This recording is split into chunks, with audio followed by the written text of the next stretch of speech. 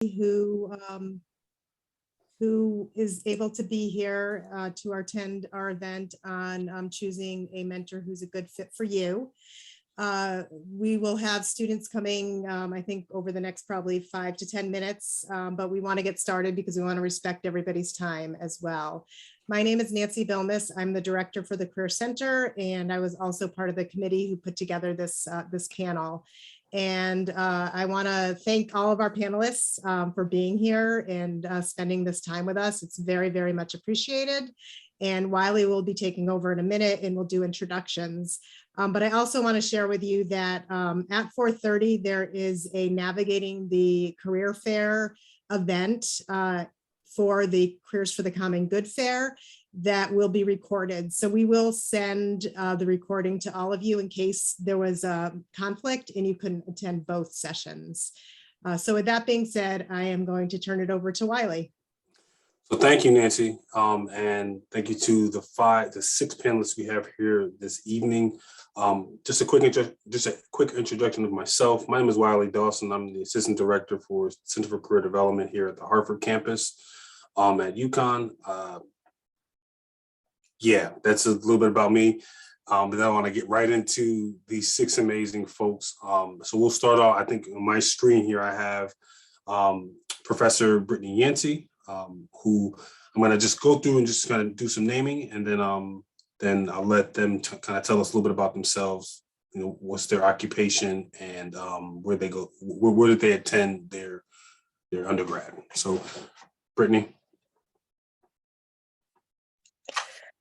Hi, everyone. Good afternoon. I am Brittany Yancey. I am an assistant professor of humanities at Goodwin University. I am currently completing my doctorate at the University of Connecticut. And I graduated from the best HU that is behind me, Hampton University. And so I look forward to delving into aside from my being a professor, I consider myself a scholar activist. So part of my work is in community and being in community. So I do some advocacy organizing as well. Thank you. Thank you, Brittany. So next on my screen, I have Harry. So Harry. Hi, good afternoon, everyone. My name is Harry Madison Jr. I currently work in underwriting operations at Travelers. I also am a town councilor for the town of East Hartford and the vice president of the East Hartford Black Caucus. So I definitely support the community activism as well as the professional advancement. I did my undergrad at Cornell University. I studied biology and business management, and I'm finishing my master's in public health from UConn Health. Thank you for that, Harry. Next one, I'm going to have Taniqua Huguley. Hi again. Good afternoon, everyone. My name is Taniqua Huguley. I currently reside in Hartford, Connecticut. I've been in Connecticut since 2011. I'm originally from New York City, but I came to Connecticut in 2011 to pursue my undergraduate career at Trinity College. And I haven't left Connecticut since, but during my time at Trinity, my major was sociology, my minor was legal studies, and I got really involved with the city of Hartford. During my undergraduate years, I became a member of Alpha Kappa Alpha Sorority Incorporated, which is why I know Mr. Dawson and many other folks on this call today. And now I am a director of economic mobility initiatives at United Way, in addition to many other hats that I wear in the community. Thank you for having me. I'm definitely interested in being a part of this conversation and hearing all the questions that you all have. Thank you for that, Taniqua. Next on my screen, I have Matthew Rivera. Good afternoon, everyone. Matthew Rivera. I am a 2020 graduate of Trinity College, graduated with a Bachelor of Arts in Sociology, and I am currently the Executive Director of the Dream Support Network, and it's wonderful to be amongst you all this afternoon. Thank you, Matt. So next I have Eric on my screen, and then we'll go to Aaron afterwards. Aaron Knight. Good afternoon, everyone, and thank you, Wiley, and everyone responsible for putting this program together today. It's really great to be here with you all. My name is Erick Russell. I am a partner at the law firm of Pullman and Comley, where I work in our government finance group. So most of my work involves bonding and economic development, municipal law. In addition to that, I serve as vice chair of the Connecticut Democratic Party in Connecticut. So there's a lot of cohesion here in the community space and activism space. I graduated from the University of New Haven, where I have a bachelor's in science in criminal justice, and then have my law degree from UConn Law School. Thank you, Aaron Knight. Thank you. Happy to be here and joining everyone, and looking forward to the discussion. My name is Aaron Knight. I graduated from the University of Connecticut, have bachelor's degrees in economics and political science. I'm currently a grants and contract specialist for the state of Connecticut.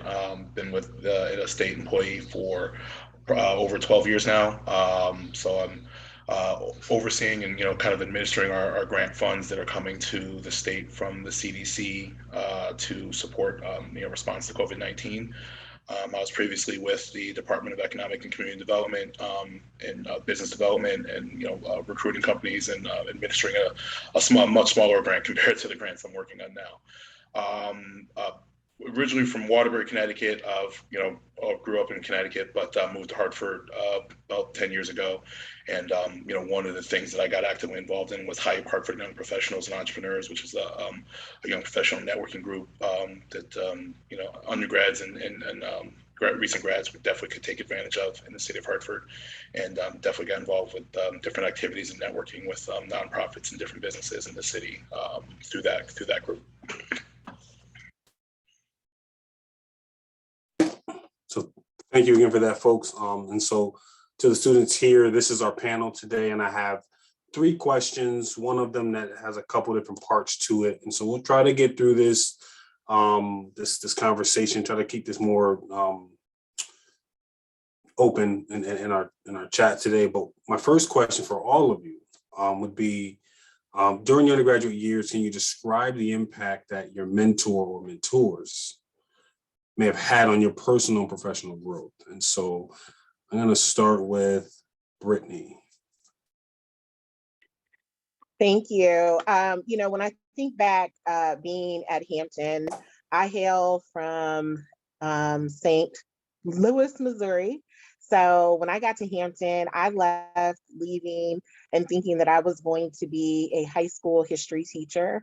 So when I got to Hampton, that's all I knew. And I started off with applying to the educational program. And it was actually one of my professors who approached me about pursuing higher ed, and saw something in me that I did not see in myself. And I am the first in my family to pursue a PhD. My family is like, what's taking so long? What is this? How much is it gonna cost? We ain't got money for that. I mean, these are like real responses and conversations that we had to have. But at the heart of this, I give, when I think about my academic and professional trajectory and journey, that I attribute that to my professor, my history professor. It was a Black woman who felt that she saw more in me. She said, you have a critical analysis, you have a voice that is asking more critical questions. And I think that is what started, when I think about who was really one of my first, the guide in this journey, a true mentor. I really attribute it to my first history professor, my sophomore year, who said that I see more in you. And I think that is the first signal to me, the first sign of someone who will be that person who's going to see and hear you in ways that you don't for yourself. And so I think that is one signifier that you can look for. Yeah, that's excellent. I mean, sometimes, because what I'm hearing from you, Brittany, is that in some cases, the best mentors find you, right? That they identify you somehow, some way, and then they, it's not always that case. And I wouldn't say depend on that, but that's a great assertion there. Thank you for that. So Harry, I see you next on my screen. Do you need me to rephrase the question, or do you? No, I think I got the gist of the question. So the impact of having a mentor. So my parents are from Nigeria. So, I'm a first immigration, first generation American. And so my experience is super unique compared to those if, you're from here in America, you got your grandparents, and you kind of know a little bit more about the systems that are in place and how our higher education system works and flows into employment. And so having a mentor, I think, is super important, especially for our students of color who come from other countries, whether it be from Africa, whether it be the Caribbean, whether it be South America, Asia. I mean, it's super important to find a mentor, because a lot of the times you'll see other people, other students, so I went to Cornell, right? And most of my friends, they went into investment banking and finance and trading, and they knew that their freshman year, right out of college, they knew, I'm going to go work at Citibank, I'm going to go work at JP Morgan, I'm going to go work at RBC. And I had never heard of any of these banks before. And so for me, I found my mentor probably midway through college, and when I was switching from pre-med to more public health and policy focus. And that helped me kind of have somebody to play off some of my thoughts and ideas with about, how a career looks, because, both my parents are, educated. They're both finishing their PhDs right now. My mother's a vice principal and my father owns a real estate company. And I watched them, kind of learn the same things that I was learning. So I think that getting a mentor, especially early on, ideally, if you can identify one when, you're a junior, senior in high school, even starting on your SATs, it's super important to just give you a ground, give you kind of a central focus to bounce ideas back on. And again, just really have someone there to let you know if you're kind of heading in the right direction. So there's a lot of things that I learned, going through some of these processes, especially transitioning from undergrad into the professional world, and how networking and some of that professional development preparation your senior year is important. And I think having a mentor during those times, especially for those of us who may not know a ton of CEOs, and we may not know a ton of corporate lawyers, and we may not know a ton of nonprofit directors, where others may have a ton of them in their family, right? And so I think that that's something that a lot of students of color struggle with, is identifying that mentor early, or even having someone that is in their field in a heightened level that can really give you that long-term view of the decisions you're making now and how those will affect you into the future.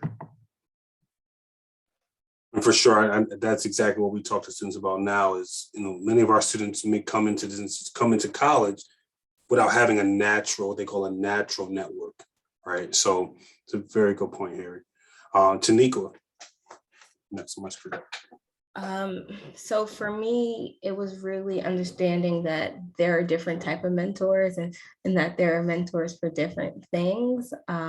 So when I entered Trinity, a predominantly white school, from coming from New York City and going to a very diverse school, but navigating different extracurricular activities that prepared me for Trinity, I still realized that this was a different environment that I would be in for 4 years.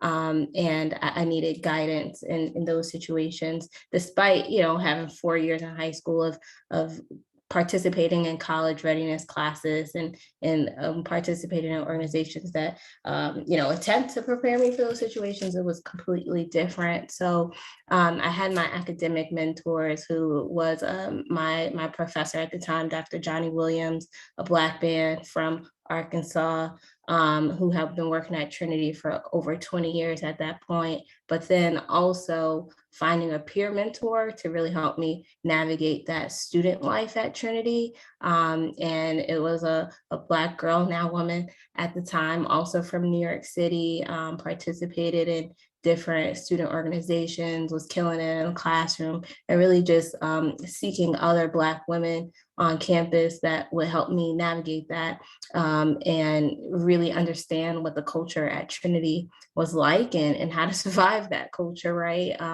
And how to not be ashamed when I had my hair wrapped because I was the only Black girl on the floor at the time, my first year, right? And really just being ready to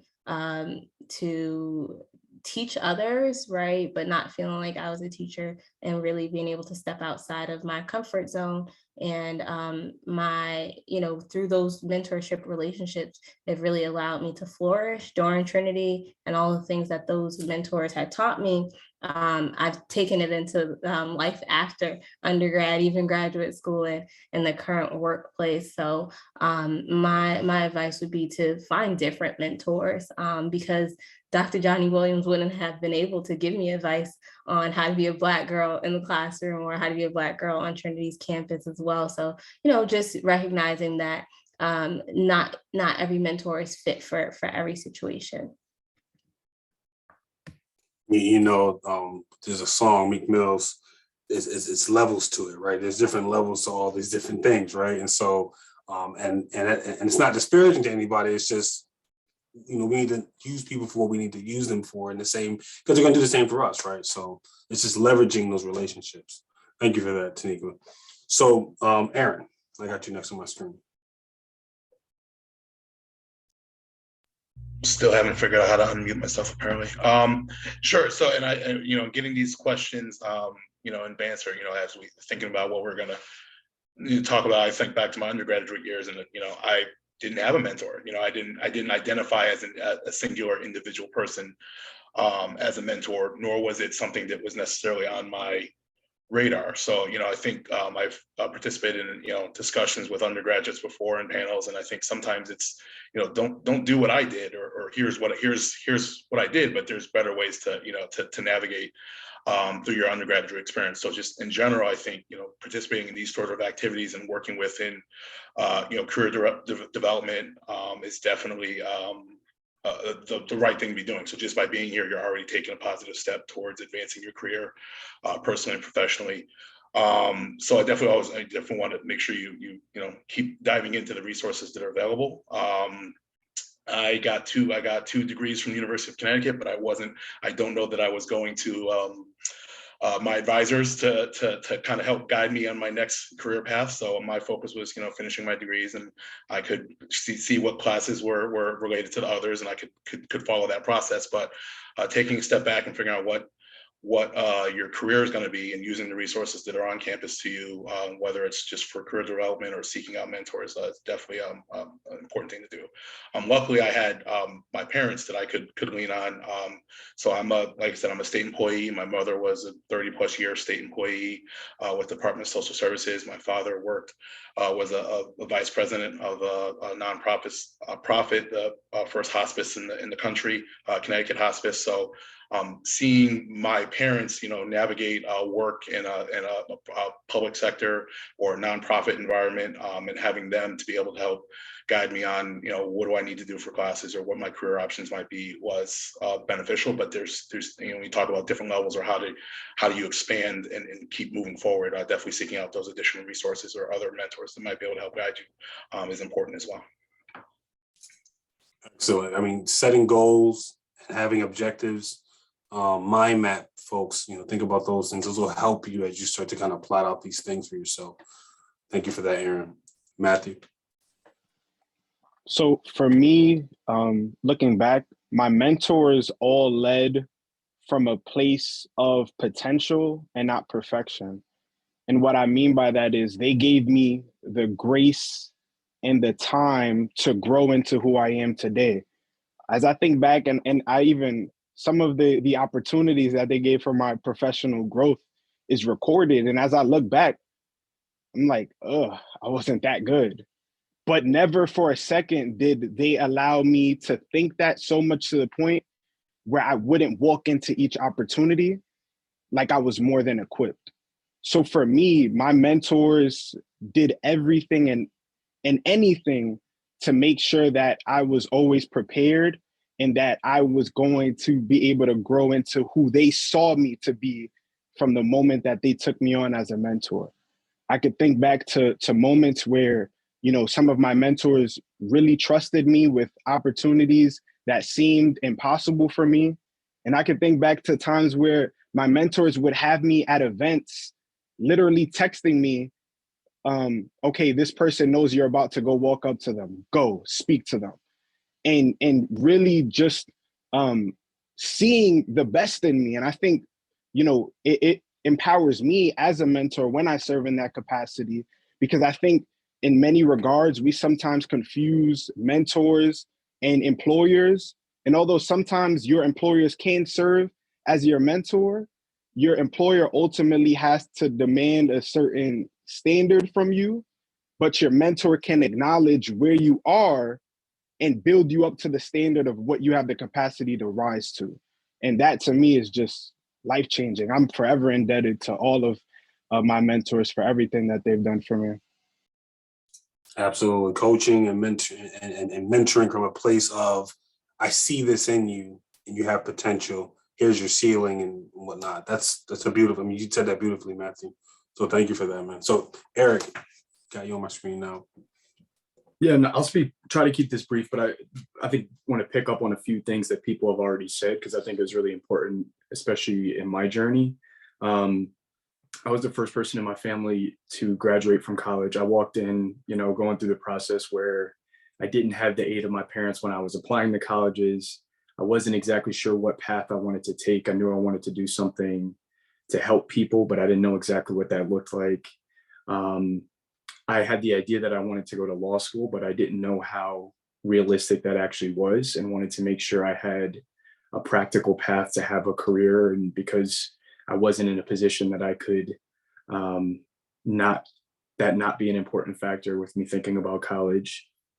And so, one of my first mentors was someone that I would have never expected, but what I was really able to use that relationship that was built for was to kind of find my path in searching through things that I may be interested in or what I wanted to do and how I was going to kind of fulfill my purpose. And one of my first professors was, he was an attorney by training, but he was teaching the criminal law class. But he happened to be a state representative, so he was also in the legislature. And I had taken some interest in some things in the class, and he said, you should come up to the Capitol and just kind of see the process. I knew nothing about state government. I didn't know how things worked. And for me, that was the first time where I saw kind of how things actually happened, how things impacting a lot of our communities really happened. The fact that there wasn't as much representation there in that room as I thought there should be.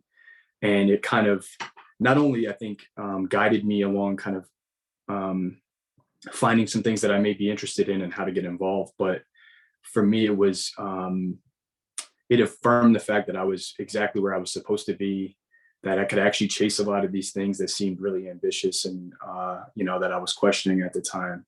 And the relationship that I built with him and through a lot of those other opportunities helped me find my mentors that really guided me in a lot of other directions, right? So like some of my professional legal mentors and some of the folks in spaces that I still navigate when I, joined a law firm, and there are not many other Black lawyers in the state. And so I think that's one thing I wanted to mention. I think two, and this is, I think both of my last points tie into what Matt was talking about.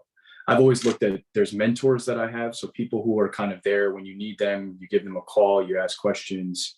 And then there's champions, right? There's people who are willing to sponsor you. There's people who are willing to put their name out there for you to further opportunities to make sure that you're getting where you need to go. And I think that's Matt's point, right? The people who are going to go out of their way make sure you get where you need to get. So keep that in mind, as you're building relationships. And then lastly, and this also goes to Matt's point, the reason his champions and everyone's champions are willing to put that work in for them, even when a lot of it is built maybe on potential and not necessarily where you are, is because they see you putting in that work and they believe in your that you are going to follow through with your end of it. So I think it's really important, like when talking about mentoring, to make sure that, it's on the mentee to make sure that they're putting the work in for the mentor to be able to support them and lift them up and guide them, right? And so, like, make sure you're picking up the phone and asking questions. Make sure you're going out of your way to get in front of the right people. Make sure you're putting in the legwork to take advantage of every opportunity, because those things are going to open a lot of doors for you as well. Beautifully said, folks. I mean, it absolutely takes two to tango, right? So, I think that's part of this it's a relationship, right? It's not a, you help me and then it's how can I help myself by also doing something that allow you to uplift me and provide me that resource. So we've surprisingly, which I kind of figured this was going to happen, a lot of the things that we are going to talk about in the next two questions, we've kind of touched on them in pockets, right? But let's talk a little bit about, and then we'll kind of take this question here has like three parts to it, right? So we'll talk, and so if you feel, we'll really have something to say about this, just jump in. But I'm going to open it up. I'm going to ask the question, then open it up, and then anybody wants to go first, it's on you. So the question is, describe the impact of having a mentor who shares your racial, cultural, or other kinds of diversity identity and experience, right? So that I'm trying to just keep it as wide open as possible. Like, what is the impact that has on you?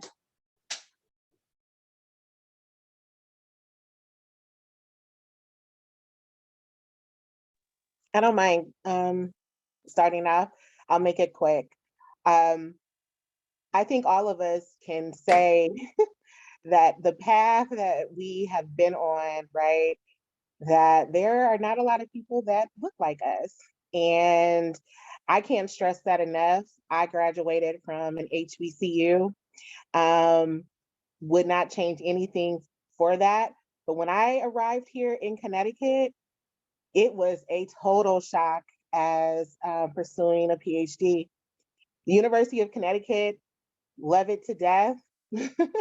But, I had to learn some things pretty quickly. And it's stuff that they don't put in the, brochure, right? The unscripted ways in which you have to navigate that experience. And I think Taniqua said it about finding the academic person, and then also the person, that peer person, right? That's just going to help you guide through that every day. That's so important, right? And I think Erick said it best, right? No matter what relationship, right, that it's a two-way street, and it's a reciprocal, dynamic. And so, one of the things that I have been blessed is to find coaches, people who champion me, people who want to see me win, right? In all these various spaces, to be able to push myself along this journey. It has been a difficult journey. And I think one of the benefits of having someone who looks like you is that very thing, that they can help you navigate the milestones, the roadblocks that are going to come, the people who will tell you no when they're going to help you win to prove them wrong, right? So there's various ways in which that helps you. I will be honest, not all of the people who have championed me along my way look like me. And so I know that's the next question. So be open to that. But it is critical that if you can, to put yourself in a space where you are affirmed and you are pushed, and people who are also going to keep it real with you, right? To tell you when you need to step it up a notch, tell you to push you along, and push you along. And that comes in various capacities. Some have been my professors, some have been, just peers, some have been my sorority sisters. Taniqua and I are sorority sisters. And so, these are people that come in various capacities.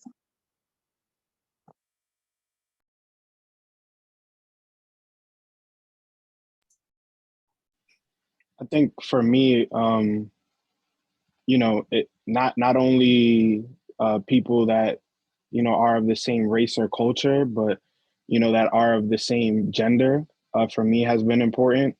So I grew up without a father.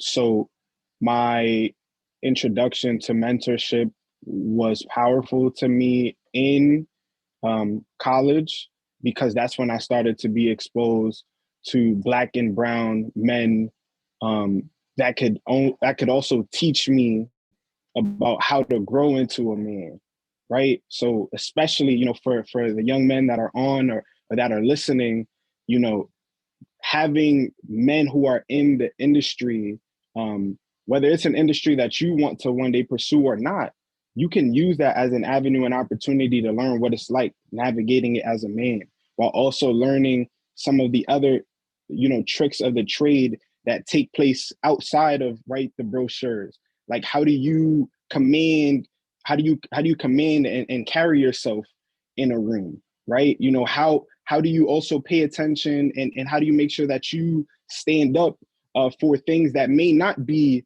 that may not affect you personally. And those are just some of the things that having men as mentors, Black and brown men as mentors, have definitely helped me with, is growing up into a young man. And it's just been, so key to me. But of course, right, growth is not always comfortable. So there have been certain times as I reflected back, where some of the encounters that I had with my mentors were uncomfortable, but it was only uncomfortable because it was unfamiliar. But as we journeyed through those conversations and we were able to be vulnerable, it allowed me to grow and just continue to take myself further.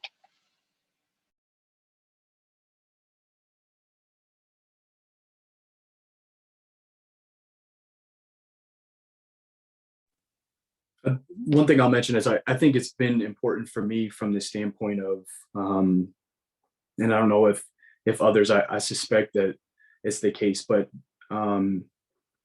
as Professor Yancey mentioned, there's a lot of the settings that you're in when you are in higher education as a minority, you are one of the few. And I think, like everybody else, at times struggled with like imposter syndrome, right? Am I supposed to be here? Am I smart enough, right? I think I was one of 2 Black students in my graduating class at UConn out of 175 students. And so, and it was a space that was already unfamiliar. And I was in school with, many of my classmates, parents were lawyers or judges or doctors. And, they kind of knew what they were walking into. They had those resources at home to be able to rely on. So I think making sure that you have mentors that you identify with, whatever that looks like, right? To kind of secure you in that. And then also to just affirm, like, it's okay to take up space. It's okay to like shine in your own way. I also came out as gay when I was in law school. I didn't have any gay, I didn't grow up around any strong gay men when I was coming up that were respected and were in professional settings. And so like mentors that I've met to let me know that that was okay, right? And that you could kind of demand that respect from people. And you didn't have to have people questioning, or you questioning yourself about whether or not you can truly be who you are in a lot of these spaces. So I think, I think kind of connecting with mentors, peers, professors, whoever that may be, but people that you identify with that you can really lean on in that respect as well. I was just going to, I think it's important because we talk about undergrad, and then as you transition into a career, you could go from being an undergrad at a predominantly white college, or not being a minority and not having many others around you, and transition directly into a career where you're one of the only people in that space. You know, I've been the only, you know, Black person in the room in economic development circles, whether it's at local meetings or when I go to, you know, national trainings or you know, conferences and things like that. And how do you navigate that space? So any opportunity to have a mentor or a professional colleague that you can lean on, who can help you navigate those spaces or help you on, you know, where those situations where you may feel uncomfortable or you may feel out of place, or how do you navigate spaces, or how are you perceived and how best to carry yourself within that setting is always important. You know, how do you carry yourself and when you're that only person in that meeting, whether it's, you know, minority or woman, or you know any sort of minority where you feel that you're the only one there. So I think definitely knowing that you need these things because you can transition to your career as well. So, you know, finding it at an undergraduate level or as in early in your career is definitely important.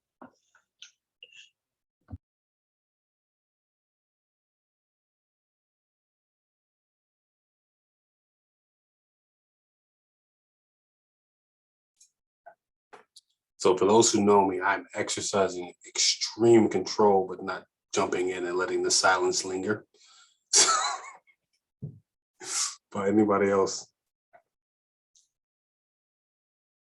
Can I just bring something up? I want Yes. to go back to Erick's point, because I think it is really important. Imposter syndrome. Mm.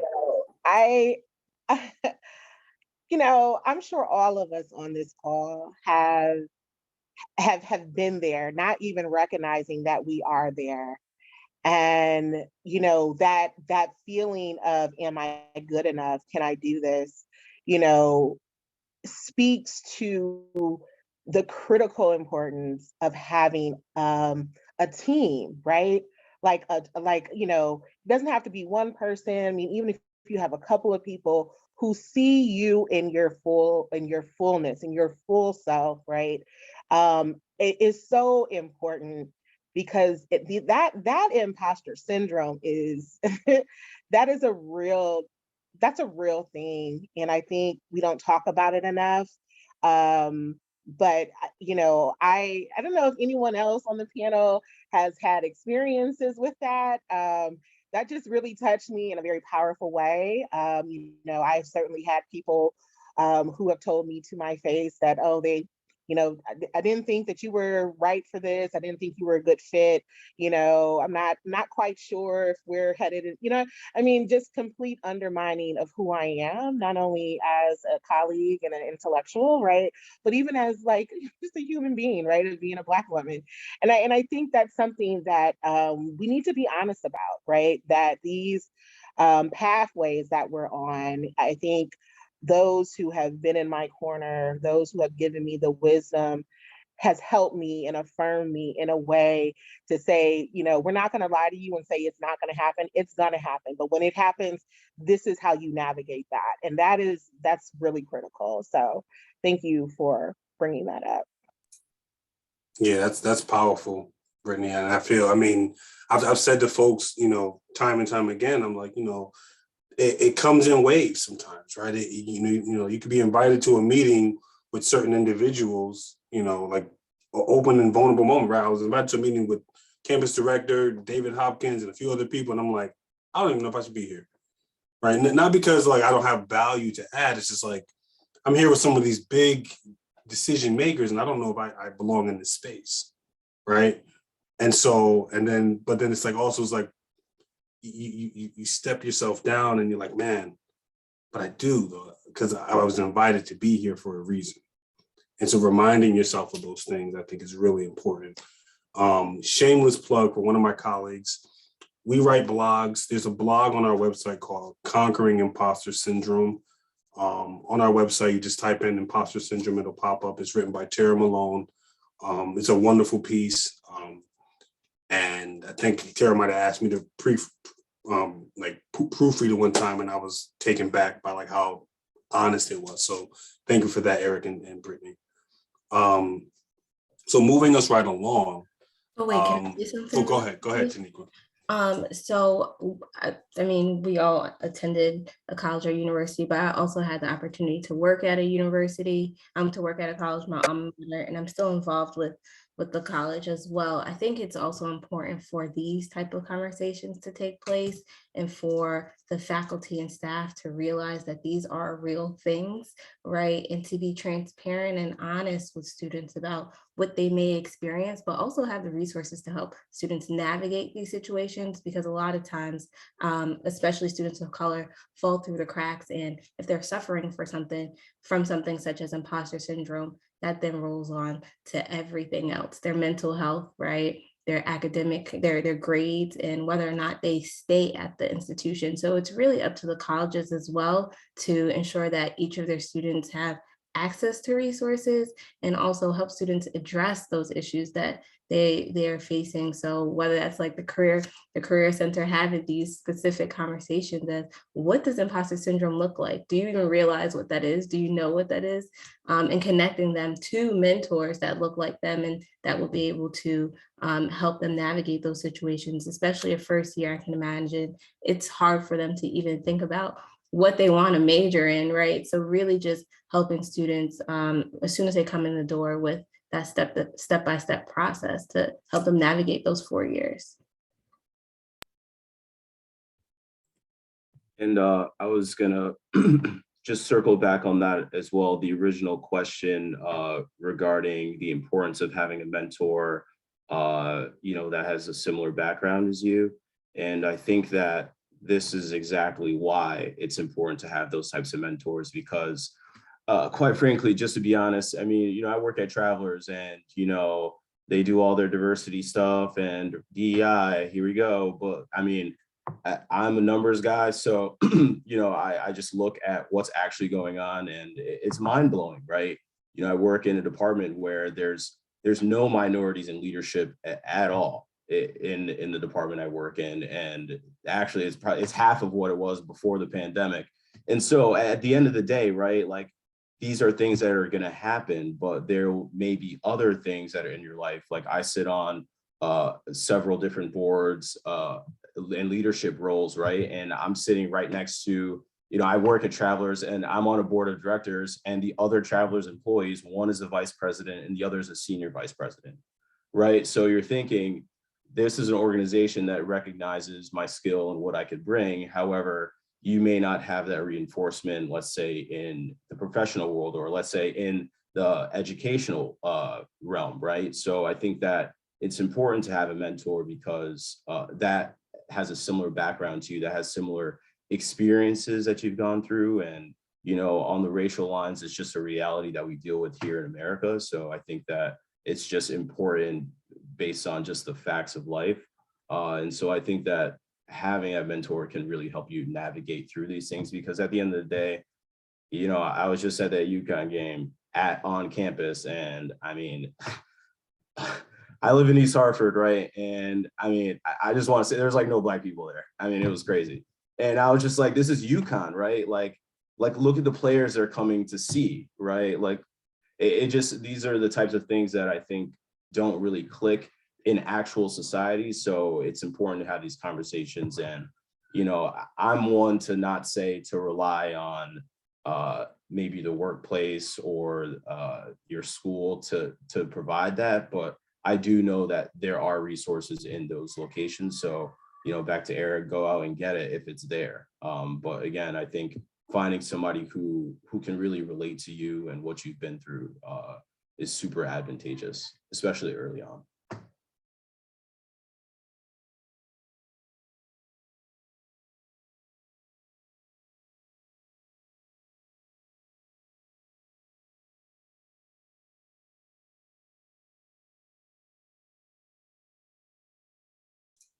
Okay, so powerful.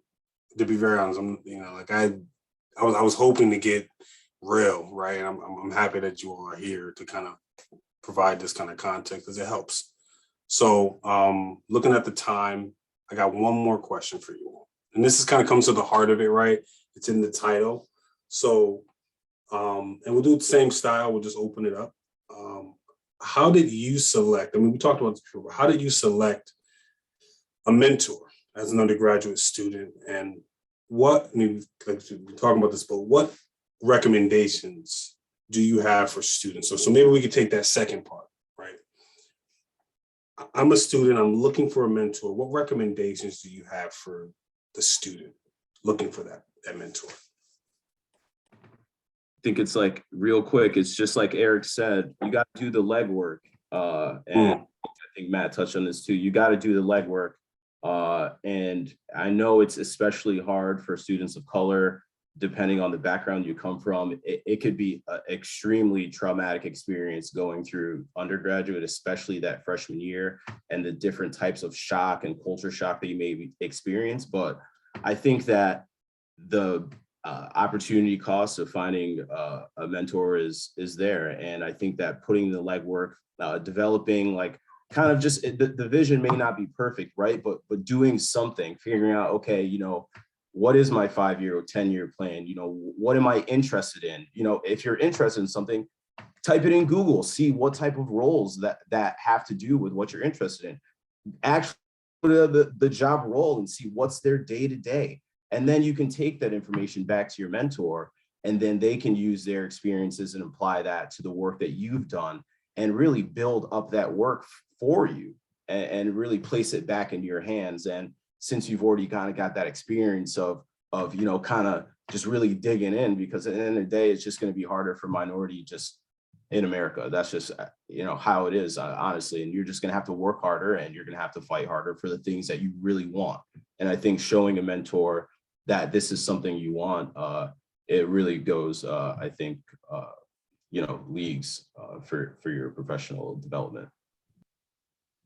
So I'll jump in and just say one thing, because I'm sure everyone else has, you know, a lot to say, as this is a, you know, a question that has a lot of answers that you can get out of it. My one recommendation is, as you are building the foundational principles to the mentoring relationship, start to gauge and understand to what capacity can your mentor actually serve in that role.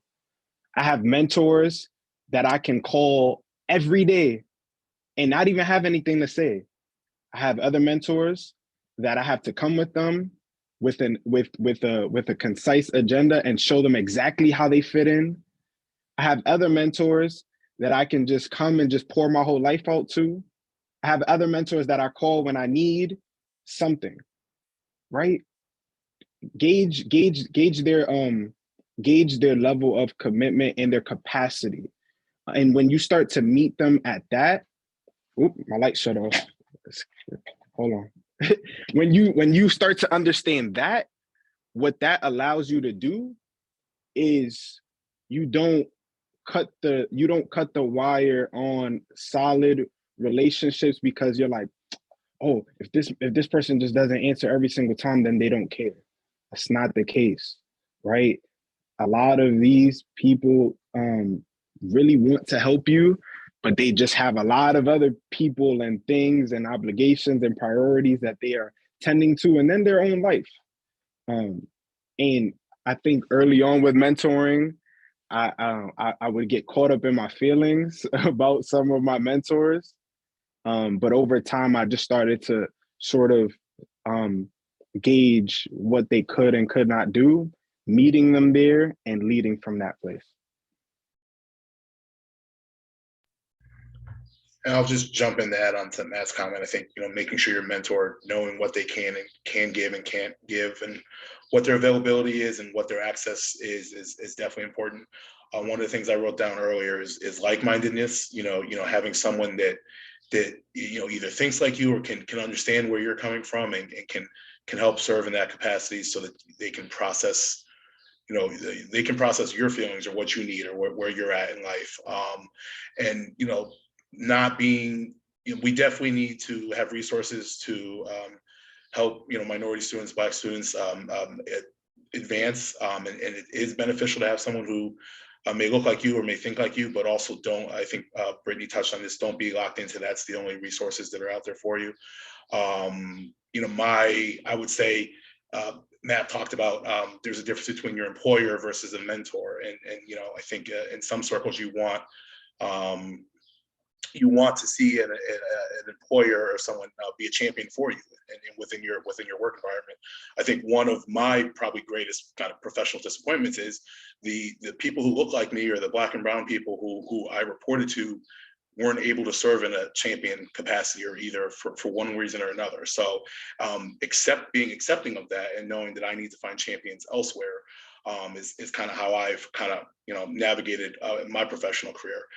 So whether that's finding other champions who really do appreciate the work that I do, or my potential or capability, who can support me with my professional career, is how I've navigated, you know, work. I talked about networking. I've built a network of people that I know in and around the city of Hartford who work at other various different, you know, companies and corporations, and can help support me or prop me up when need be.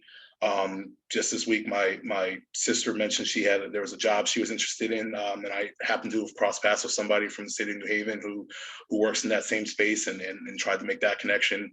Meanwhile, I have, you know, someone reaching out to me saying, hey, we have some jobs at our location that I want to you know, share with you, in case you know anybody else. So I think, and that just all happens naturally, and all this happened in the same week. But that's where I talk about networking and kind of you having access to people in these different professional capacities who can help you navigate your career choices, or who can help you, give you some insight into a company or a job that you might not have, but you know somebody who does, and they can support you by giving you their time and resources when you need them, as Matt talked about.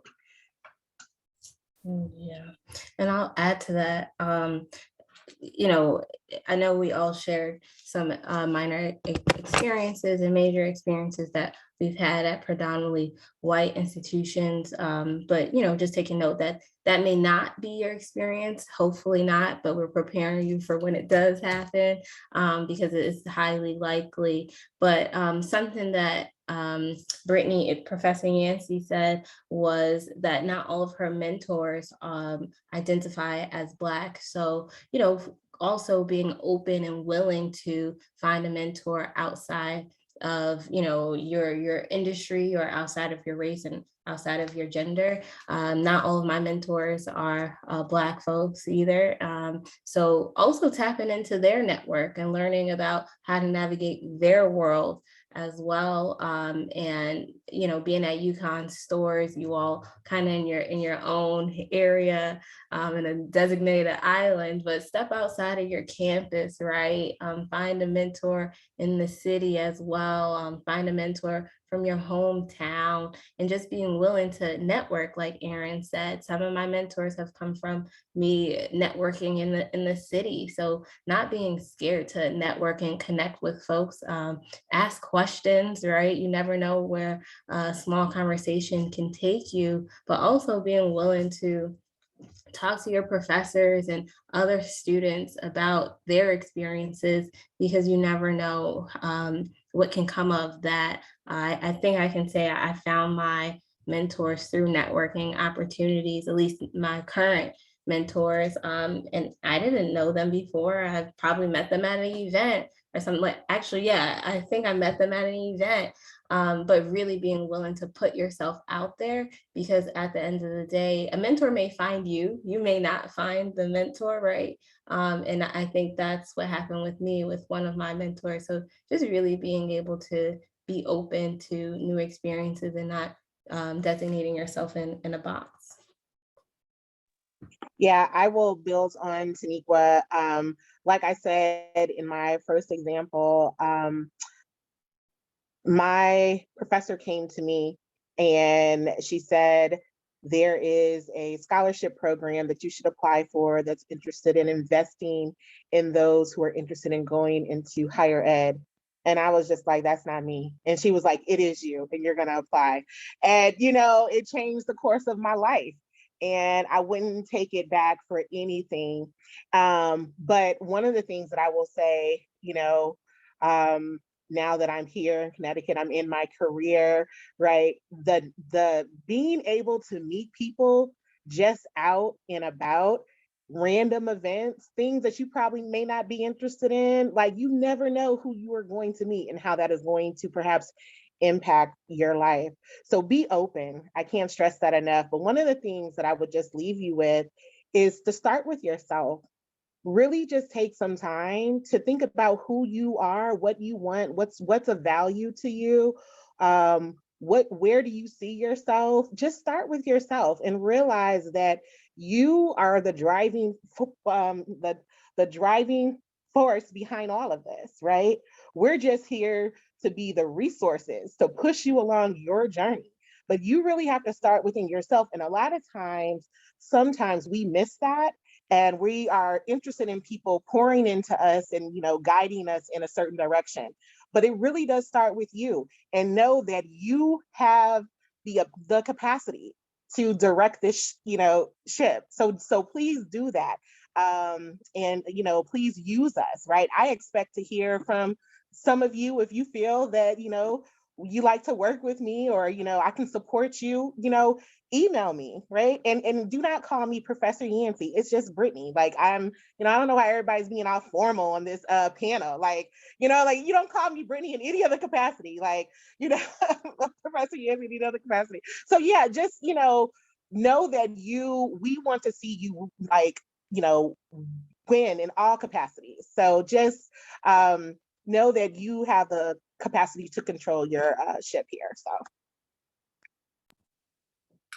And I'll build off of that just to I think Brittany's last point was that, for me, it's all about kind of finding yourself through this, right? Like, this is, we always talk about college, we talk about school. There's so much pressure that comes along with education. I think especially for students of color, navigating these spaces, right? Like the pressure of performing well and having a job and like making your families proud. Like, we all have dealt with all of that, right? So I think you got to like find yourself first and understand that the networking piece, I completely agree with.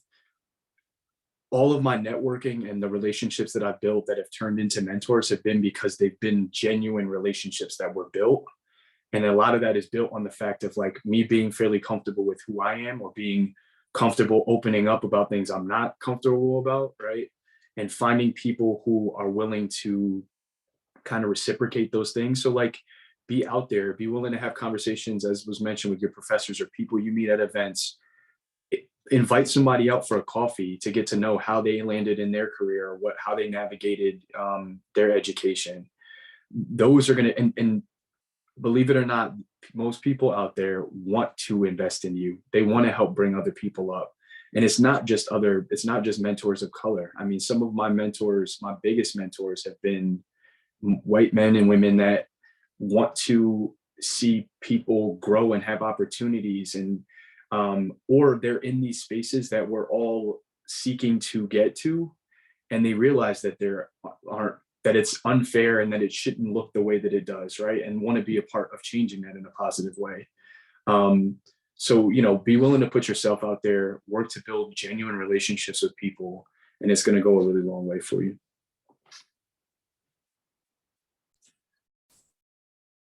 This is super impactful, folks, and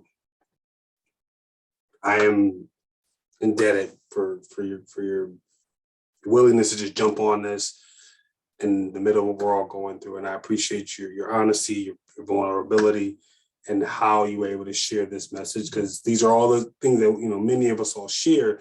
They just come in different waves and different levels. And so I appreciate you sharing this. What I'm going to say, I mean, we could probably stop the recording at this point,